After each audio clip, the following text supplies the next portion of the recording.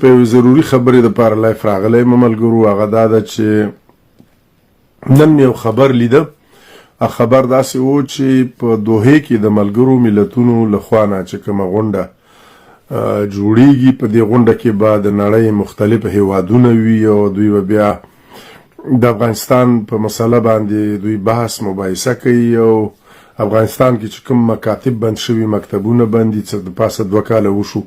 چې خويندې میندې جنکۍ ټولې په کورو دي او تعلیم یافته ځوانان د هیواد نه په تېښته دي نو په دې باندې هغوی یوه کومه غونډه راغواړي او په هغې باندې خبرې کوي خو یو بد خبر مې اورېدلی دی یو ډېرې خواشینی کړی یم بلکې ډېر په غوسه کې مې او خفه مې ورته پاکستان د ډېر وخت نه کوشش کوو چې افغانستان د پاکستان 15مه صوبه کې یا 15م ولایت کې په دې باندې پاکستان ډېر کار کړی دی ځکه دا د مجاهدینو په نامه خلک دوی هم د پنجاب او د پاکستان لپاره کار کوي او د افغانستان ته ډېر ژمن خلک نه دي طالبان چې دي په دوی باندې خو تاسې خبرې چې په طالبانو باندې نصر الله بابر چې کومې خبرې کړي دي همداسې راځه پسې د جنرال حمید ګل کومې ویډیوګانې چې دي په یوټیوب کې پرتې دي په ګوګل کې دي بیا برګډیر یوسف چې کوم کتاب لیکلی دی د خاموش مجاهد په نوم باندې د هغې نه وروسته اوس د پاکستان دغه دی د پخوانی جمهور رئیس ښاغلی پرویز مشرف یو غټ کتاب لیکلی ډېر لوی کتاب یې لیکلی په هغې کې طالبان تاسې ته در په ګوته کړي دي تاسې ته یې ویلي چې طالبان څوک دي او څنګه پیدا شو او طالبان د پاکستان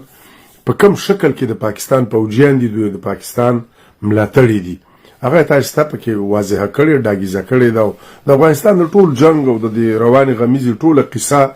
د پرویز مشرف په کتابونو کې ده بلکې تاسو که د جنرال حمید ګل خبرې واورئ حمید ګل وایي چې ګلبودین او طالبان ټول د مانه ښه پاکستانیان دي د هغوی په هغه ویډیوګانو کې دي خو طالبانو او حزب اسلامي د ګلبودین ډلې دا خبره رد نه کړه او نه په دې بده ومنله نو هغه ویډیوګانې لا چلیږي که نه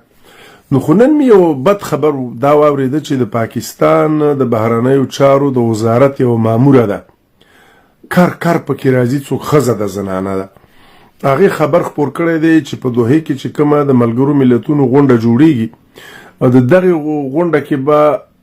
پاکستان د افغانستان استازیتوب کوي پاکستان به د افغانستان نمایندګي کوي هلته معنا دا چې افغانستان د پاکستان په قبضه او په کنټرول کې دی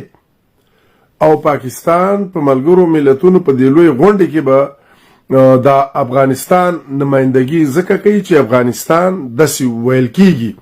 امریکایانو ناټو میشتو هیوادونو چې کله جمهوریت ړنګ او طالب یې راواسته واک یې ورته وسپاره د همدې دپاره چې د افغانستان ملي ګټې به نه مثلا د افغانستان ملي بیرغ نشته افغانستان ملي ترانه نشته د افغانستان پاوز د منځه لاړ د افغانستان ټول مکتبونه او د منځه لاړ ټولې دروازې تړلې دي پانتونونه تړلې دي دا د دې دپاره چې افغانان د افغانستان او د پاکستان ترمنځ چې کومه خبره وه چې افغانستان ځان له ملک دی او پاکستان ځان له وطن دی که نه هغه بېل ځان له ملک دی دا خبره به ختموي دوی کوشش کوي پاکستانیان چې افغانستان د پاکستان 15مه صوبه ده یا 15م ولایت دی نو ځکه پاکستان د افغانستان استازیتوب په ملګرو ملتونو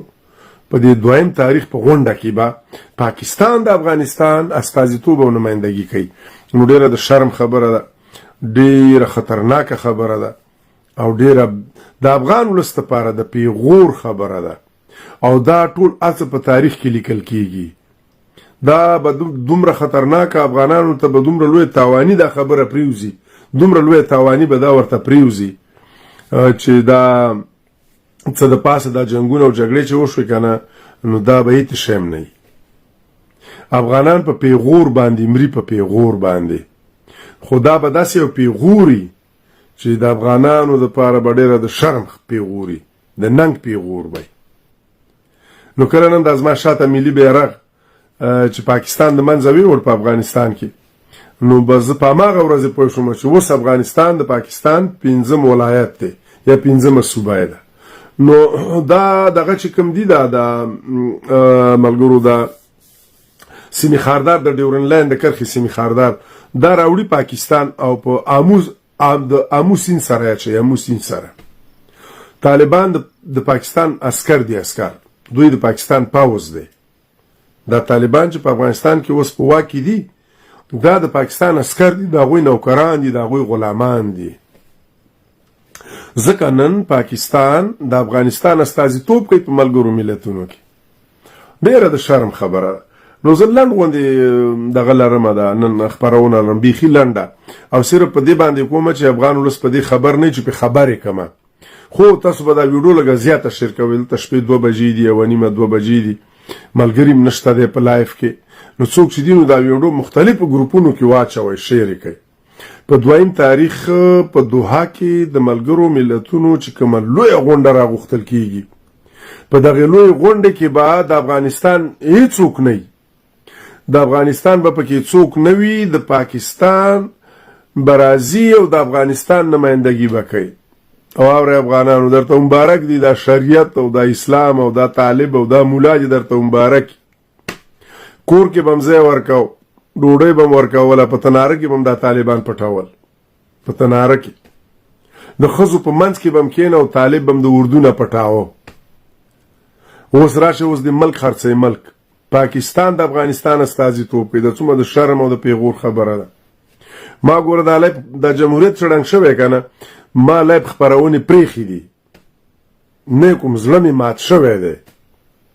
او دا خبره د دې لپاره کومه تاسو ټولو ته تاسو خبر کما چې تاسو د افغانستان نخلا شوی افغانستان د پاکستان په قبضه کې دی د پاکستان په کنټرول کې دی ځکه پاکستان د افغانستان استازیتوب کوي چې کار دی افغانستان خپلواک ملک دی خپل استقلال لري خپل هیواد دی خپل ځان له هیواد ته چې کار دی په دې دومره په دې میلیونونو افغانانو کې دومره څوک نشته چې په ملګرو ملتونو کې د افغانستان نمائندګي وکړي پاکستان چې کار دی چې د افغانستان استازیتوب کوي دا ډیره د شرم خبره ده دا د پیغور خبره ده او پاکستان چې د افغانستان استازیتوب کوي د دې دا معنا ده چې افغانستان غلام دی د پاکستان په قبضه او په کنټرول کې دی او دا طالبان په نوم طالبان چې راغلي دي دا د پاکستان فوجیان دي دا د پاکستان خلک دي په نامه افغان په شکل افغان په ګیره په لونګي افغان تسبیح مړی ټاکا ټاکا په پښتو خبرې کوي خو یو خبره واورئ ګورئ ټول پښتانه طالبان نه دي او طالبان ټول پښتانه نه دي دا سره ومنئ او د افغانستان خپل تاریخ لري افغانستان د انقلاب زانګو د زانګو او دا زانګو چې ده کنه دا ودرېږي نه دا زانګو به تر هغې پورې زانګي چې تر څو افغانستان استقلال او خپلواکۍ ته نه وي رسېدلی